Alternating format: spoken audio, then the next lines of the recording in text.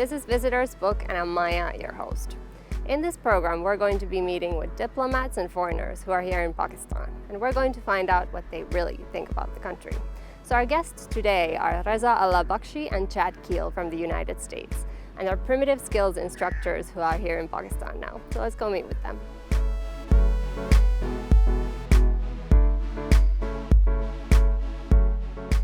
Hi guys, so nice to have you here. Thank you. I love what you're wearing. Thank you. Yeah, when we travel to Pakistan, because we're influencers, we're not trying to impose our culture on this beautiful country, because we think the culture here is so outstanding and it's rare and it's unique to this country.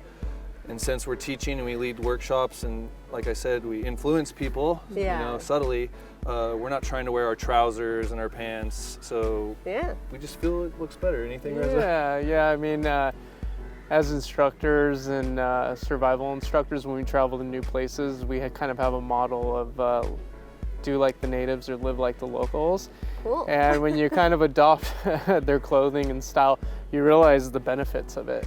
Yeah? Yeah, in the certain type of environment. And you mentioned that like more people invite you over if they see you wearing local clothes and stuff like that. Of course. And like in the north, you'll see a lot of people wear their shawls and they're made of wool. Yeah, exactly. And wool is one of the best things for keeping in your body heat. Right. So there's reasons why the people dress the way they dress in certain areas, so we just adopt that. Yeah, and it's a lot more comfortable as well, right? Oh yes. It is. So much more comfortable. Yeah. So what brings you here to Pakistan? In 2018, we actually started the Pakistan Primitive Survival Workshop. We were the first to introduce this concept here in Pakistan. Okay. They have a large trekking and mountaineering industry, but there's nothing based around preparedness skills. Yeah. So that's the reason why we came. Also, Pakistan happens to be one of the most disaster-prone countries in Asia. Absolutely. So there's just a big calling for it. Okay. Yeah.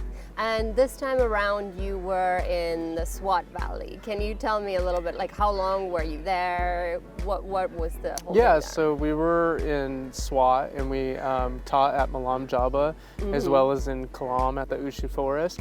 And we ran 2 workshops. So our first workshop was like a level 1 workshop, so it's really teaching the basics of survival. Wow. And then in Kalam we held a level 2 workshop, which got the students a little bit more into nature. They actually had to camp outside, deal with the cold, while learning those skills and implementing the skills that they've learned from before from level 1. Okay. So in more of a real type survival scenario. Huh. Yeah. So what kind of people took part in this workshop? Was it mainly Pakistanis? What type, like was it mountaineers? So we have all kinds of people come to these workshops. We have mountaineers come that like to hike mountains. We have people that just like to get outside. We even had a couple international students this year. So we had a couple students come in from England just to take our workshop. That's so interesting. So it's really all kinds of people, but mostly Pakistani nationals are taking this. Okay. Yes. And like, can you just walk me through like what kind of things you teach them, like how to make fire? What is it all about, this workshop? It's everything, but the basics are definitely covered regardless of level 1 or level 2, which is like food, water, shelter, etc. So those are like our main focuses. We think every human being should have these skills because they are human skills. Yeah. Regardless if we're coming from America, Africa, or wherever, if you trace our ancestry back farther enough, we were all using these skills at one point in time. So that's why it's very much a remembering more than a teaching. Yeah. And can you just define the whole like primitive survival skills term? Like what does it actually mean? It means that you're not allowed to use any equipment, right? Well, primitive basically means like fundamental or basics. So it is looking to nature for your toolkit, your supermarket is nature. So it comes from nature. So it's just the skills of, it's actually more knowledge than skill. It's having the knowledge to go out and make the tools that you need, create the fire you need, create the shelter that you need. From nature. From nature. So that's fundamentally what it needs. Would you add to that? Yeah, and we also do implement more modern types materials into our course, and we really do preach preparedness also. So, but it is that reconnecting aspect of it that we like to impart on our students so that we're really teaching nature awareness at the end of the day. So for people to reconnect with the wild environment, because we've been running off that program for about 1 million years, and it seems that recently people have kind of lost their way. So we're just trying to reconnect that aspect. So did somebody like ask you to come to Pakistan in particular, or was it just your own idea, like, hey, let's go to Pakistan? Okay, so this happened very organically, very naturally. I create content, videos back home, and I had created a couple geology videos. As a survivalist, we're basically naturalists. We kind of explore archaeology, chemistry even. There's lots of different anthropology. There's lots of different things that you need to understand to be a survival instructor. Yeah. So I was making geology videos, and 2 Pakistani nationals reached out to me. One was Kazim Mahood, and the other one Faraz and Saleh. These people reached out to me to come here and teach geology, but I'm not a geologist. Right. I dabble in it, right? Yeah. So I told them I'm not a geologist, I'm a survival instructor. And they told me the importance of teaching those skills here and that it would be needed. I didn't think that they would be able to organize a workshop on this end that would make sense, but they did, because they're very smart individuals. Yeah. But everybody on my end told me not to go. Why is that? Well, the stereotypes about Pakistan. They thought it would be unsafe. They thought it would be very unsafe. And that's another thing of what we're doing, is we're kind of dissolving those stereotypes. I'm sure you are too. Where we're just telling the truth about Pakistan. We're showing that it's very safe, that we can hold these events here. Yeah. And we're creating an industry also for Pakistan, which is, we're actually making survival instructors here who now they can have their own jobs and teach and do these things too. So we're creating industry, we're dissolving the stereotypes, and we're really pushing ecotourism at the same time. That's amazing. Yeah. But like, you guys are probably pretty used to traveling like all the time. So how has this year been for you? Was this the first trip you were able to take? Yes, this was the first trip. Wow. I've been to Mexico a couple times just because I've been able to cross the border that way. Yeah. But other than that, usually I try and hit 3 new countries a year that Wow. I've never been to, and this year that couldn't happen. So Yeah. we made it happen at the end of the year. Yeah. Yeah. Right. There were so many things that were in our way that were going to stop this year from happening, but it was just our determination and self-discipline to stay consistent since we had 2018, 2019. And we just kept putting one step in front of the other, and every obstacle seemed to just move out of the way right at the last moment, and then there was just a clear path to Pakistan. Wow. And so I think it's important, and there's definitely a lot of moving parts, but we were able to pull it off, and like Reza explained, do it safely. Yeah. I was very impressed that Pakistan had us actually take a test. Yeah. I thought that was very responsible from the government and the country. And it assured us that we weren't coming here and spreading COVID, which was a worry for ourselves. Yeah. We didn't want to do that. Yeah, coming from the U.S. Coming from the Exactly. U.S. So I thought it was very responsible for Pakistan to do that. We obviously all tested negative, Yeah. but it's Yeah. not the same when we return. Like the United States isn't They don't asking need it. us to Really? get tested before we return. Wow. So you can just see, I think Pakistan's handling the COVID situation phenomenally. Yeah. And we're just very impressed with how they're handling it. So, Yeah. So where else have you organized these workshops or trainings in the world? I mean, I'm sure you've been to some pretty extreme environments all over the world. How does Pakistan compare? So yeah, I've been to Africa, South America, China, Yeah. weird places, but really Pakistan has some of the most untapped wilderness areas. Yeah. Like the road up in Swat, the Swat Highway, that was just recently finished. Last year it was not. So it just makes it easy to access these beautiful areas that, like I said, are untapped, unmapped even some places, Yeah. uncharted. And for a survival instructor, it's the playground. Yeah. For foreign tourists who are into adventure and wilderness exploring, this is the most beautiful place you can come. Yeah. And we're hoping to spread the word about that. I mean, that's what we're kind of interested in, spreading the word about the ecotourism. Yeah. And we really hope that Pakistan goes down that route, because there's certain places in the world which really lend themselves to that kind of tourism. So like take a country like Ecuador, right? Costa Rica. I think Pakistan could be that Yeah, also here in absolutely. Asia. So we're kind of trying to spread that word and and show people that this would be a great place to visit to get to the outdoors. I mean, you guys have the highest mountains here. Exactly. You have beautiful forests, so we want people to come and experience that. Yeah, no, that would be amazing. And we're forcing our students, to really embrace these concepts, and we really hold them accountable so that they can be kind of ambassadors of our philosophy when they go out and they take people into the wilderness. Hold their friends accountable to not litter or throw trash into the ground. Very important, We make them all clean up the wilderness area where we camp, and we've talked to lots of ministers along our path of education and tourism and such, and we explain the importance of waste management, recycling, ecotourism, and putting that into their education system from young grades and coming up. So, like Reza said, we think that this country could be, very economically profitable by focusing and aligning themselves with places like Costa Rica, Ecuador, who focus on ecotourism. And it also protects the wilderness areas for future generations to come here. So it protects the economy here in Pakistan by embracing these philosophies. What about the survival community here? I mean, is this like a well-known concept here, or is it just a couple of people who are interested in it right now? It's not a well-known concept, but after 3 years, it is becoming that. Yeah. Right? Everyone, when they think of survival, they think Bear Grylls, but he's more of an action figure than he is a real survivalist, right? So, it's been slow learning, but it's growing. And now we have two amazing people that have come for the last 2 years that are rising up in their industry. One in Cholistan, his name is Abdul Rahman. I'd like to plug him because he's now a Pakistani instructor, I would say. Another guy is based in Sawat, who at SPS school, and he's just a phenomenal teacher. Efron is his name. He's actually a phenomenal teacher too. So there's now two people in Pakistan that you can go to and learn. You don't have to wait for us to return. Excellent. So that's the industry we're talking about, that's being created through this. Great. So it's great. It's phenomenal. All right, we're going to take a short break. I'll see you in a bit.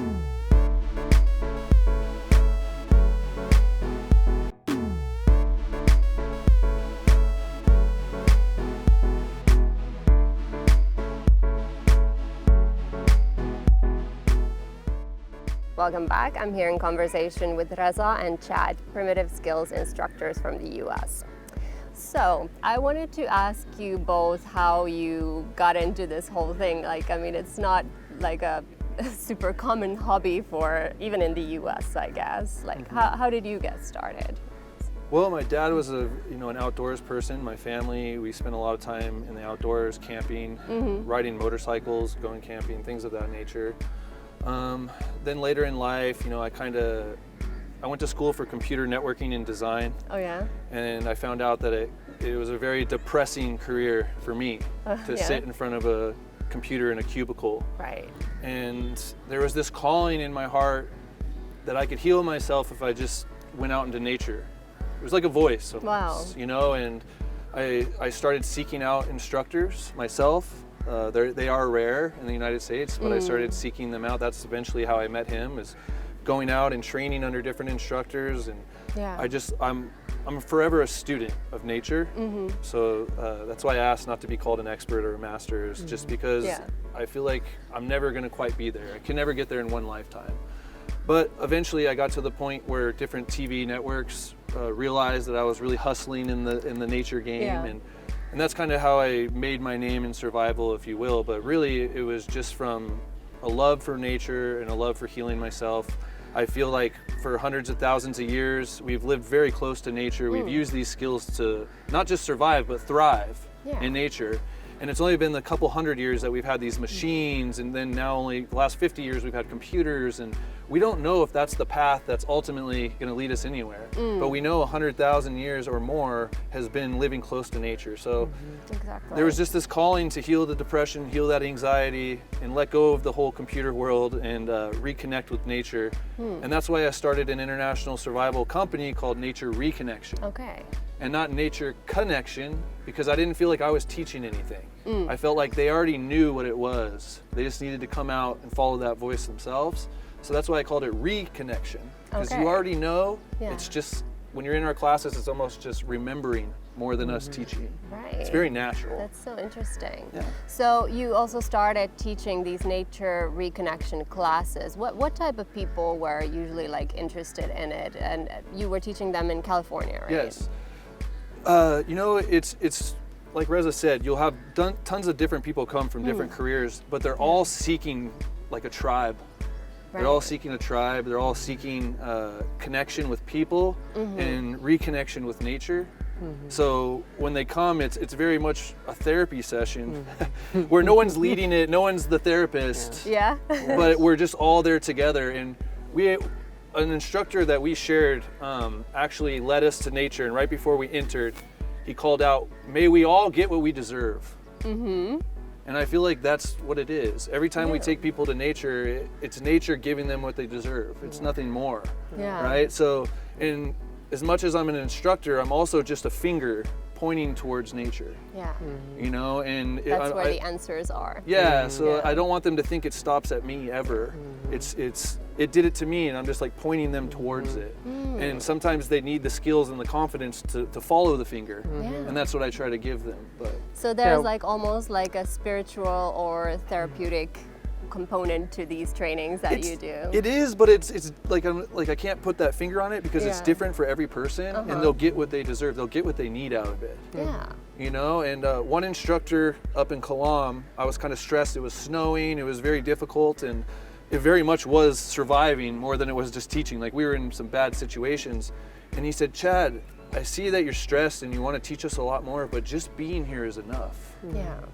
And he told me that, and it very much like warmed my heart, that because it was my lesson that I needed again, that it's not about me, it's about nature, and me just being with my students in nature. That's enough.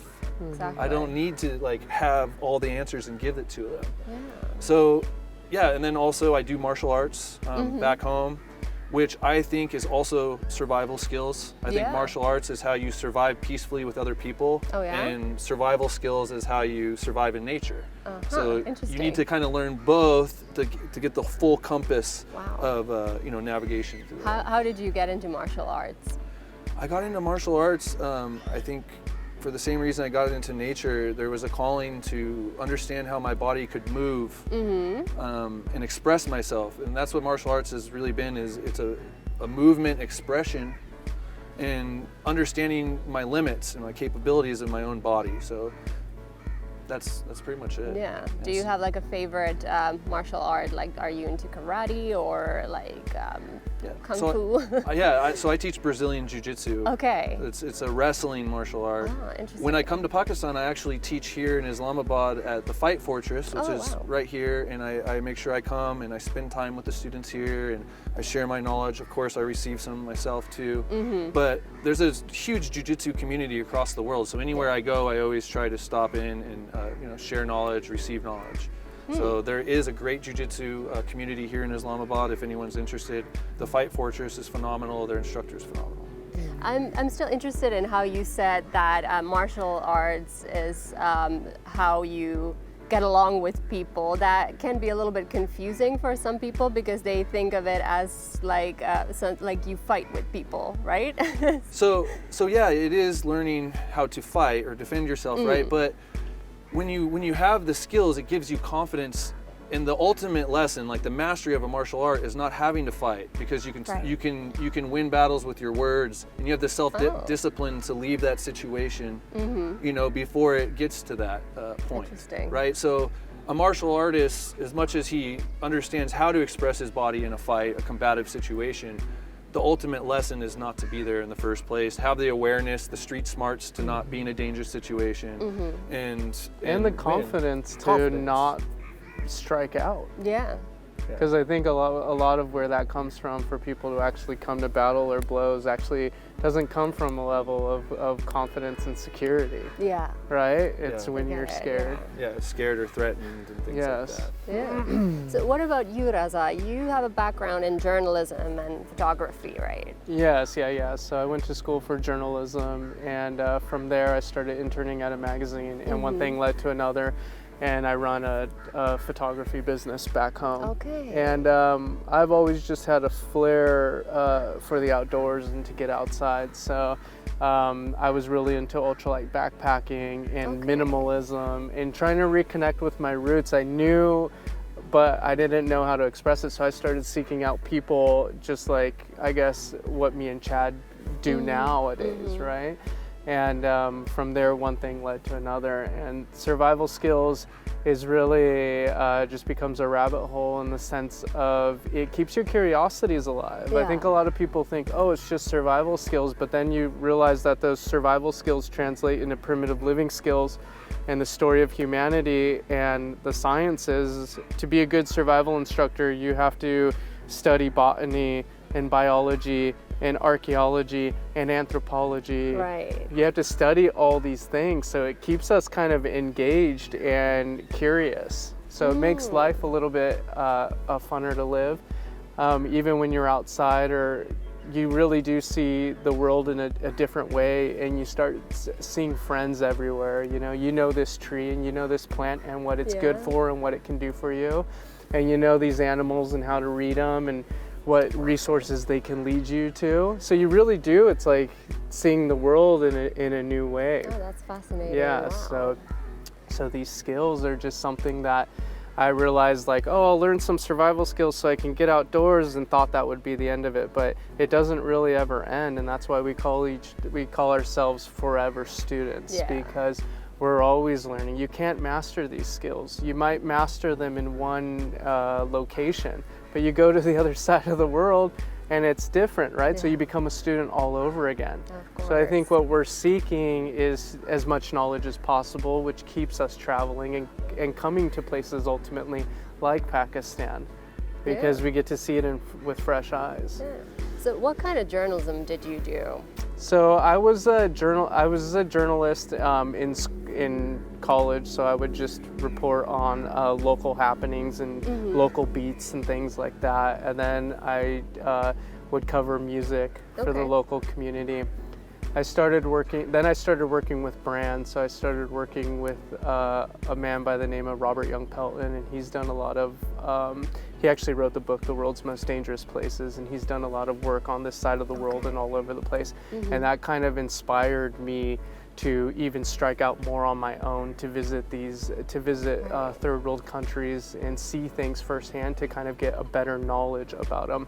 So I started writing about gear, survival skills, equipment, and survival tech.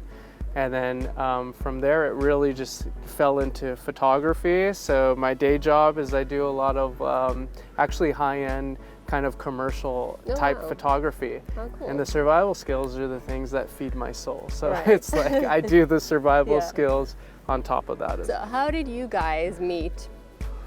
Oh man, I can tell part of the story, you tell part of the story maybe. Yeah. So from training with lots of different instructors, another student who I'd taken courses with invited me to do a master field course, which was 5 days, 5 nights in Utah. So it's in Red Rock Canyon lands. Yeah. And we would do the 5 days and 5 nights with nothing but the clothes on our backs. So no food, no water, no tools, nothing. Just walk out into the wilderness with our clothes and make it 5 days.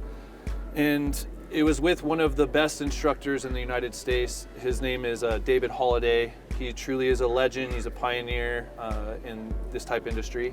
So I couldn't not go. Yeah. So I rearranged my life. I brought my brother. I went, and Reza happened to be another instructor / student on that course. Right. Okay. So that's how I met him, and he had his brother there too. So we were kind of like, I think we clicked up or drew together because we understand the importance of brotherhood and being loyal to each other. Is very much like, I have 3 brothers, he has a brother he's very close with, so we were drawn in. And yeah, through that course, we ended up in the desert. A snowstorm came in. Wow. That's just how unpredictable nature can be, and a snowstorm came in, and actually my brother and another person got separated from the group in that blizzard. Wow. And they were lost for about 26 hours. Oh my God. And through the blizzard. And I'll let Reza pick up from there because I don't want to tell the whole story. I'm almost like through it, you know? It's good, yeah. But yeah, so my brother's lost. It really is like a 2-hour story when we tell it. Yeah. But it became a complete whiteout. So basically you couldn't see from basically me to you. Yeah. It became a whiteout, and that's how we lost the 2 people. Gosh. Anyways, they kind of knew the general direction that we were traveling in, and we were hoping that they could meet up with us at these caves there. So we kept hiking for about 2 hours, and the sleet turned into, the snow turned into sleet, turned into rain. And then at a point, we eventually decided that we needed to make a fire just to warm everyone up and get their morale going. So all of us got together, and we made a giant bonfire. And we sat around the bonfire singing in the rain with the snow on the ground and drying off, actually, because we built a massive fire. And we decided, we waited, and we decided we need, in those situations, you have to make the call on what's best for the group and how most people can make it out. Yeah. So we kept hiking to the caves, hoping that they would meet us there. From there, Chad went back out looking for his brother, and he was gone for a couple hours, and he did not find him. Oh my God, that's so scary. Yeah, so we had to make it through the night, knowing that 2 of our tribe were out there, and that quite possibly in the morning they weren't going to come home with us. Wow. So that was I'm sure it was a pretty heartbreaking night for everybody. But we ended up finding them in the morning. Thank God, yeah. Their story is a true survival story too, because they walked near hyperthermia and they got through that night, and they learned a lesson. Nature gave them what they deserved: stay closer to the group. Yeah. It gave us all what we deserved, and what happened was they actually found our fire. If they had not found that fire that we set up, they would not have made it through the night. It's impossible. That's how cold it was. They would have became hypothermic and perished. And about a month later, I said, "Hey, come to Pakistan with me." Yeah. In 2019. Yeah. In 2019, and he came, and when you go through an experience like that, you really bond with someone. Oh, I'm sure. So it's brothers. It's like, I completely trust you. Let's go. Brothers for life. Exactly. Truly are, yes. Yeah. Great. All right, we're going to take a short break. I'll see you in a bit.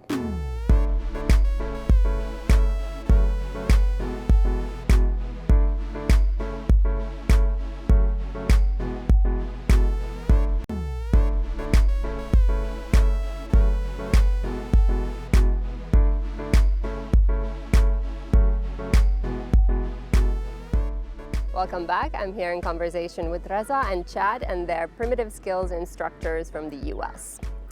So, you've been to Pakistan now. You've been here 3 times and you've been here twice. So, how much of the country have you actually seen, and what have been the most amazing sights here for you? Well, I feel like I've been most places. I've been to Peshawar, Lahore, Islamabad, and then the whole north, basically, from the left and right side, up to Hunza, and then up in Swat now, and then into different, valleys in that direction also. I mean, it's phenomenal. It's hard to choose, like, where's my favorite experience, because they're unique, and that's what's so, I guess, important about Pakistan is it has these unique cultures no matter where you go. Exactly. You could drive an hour in the other direction and the language changes, the colors change, everything, the food dishes change. Yeah. So it's hard for me to say what I like best, but I just like all the flavors. Yeah. You know, where in the United States it's like one flavor from coast to coast. Yeah. You know, and here you can almost have a different country experience every hour that you drive. Yeah, exactly. You have the deserts, you have the mountains, you have everything, right? Mm-hmm. What about you? Yeah, no, it's exactly, I think Chad nailed it on the head with that. And I just feel like I could spend so much more time here, actually. And still, like, you need to spend a lot of time here. Even though it's not a big country, you still need to spend a lot of time here because you need to take your time with each individual, and each individual tribe and community to kind of like really understand it and to get in with them. Yeah. And there's still so many peoples. Like I want to go visit the Kalash people and spend more time with it up in Hunza too, and spend time with these people and learn their ways. So how was the Swat Valley different from Gilgit-Baltistan where you were previously? I think Swat is a lot less commercial. Hunza has had a lot of, in Nagar Valley, they've had a lot of tourism for many, many years. Yeah. And Swat's... They're very popular with locals. Yeah. Exactly. Yeah. And Swat's kind of, if you will, just opening up. Yeah.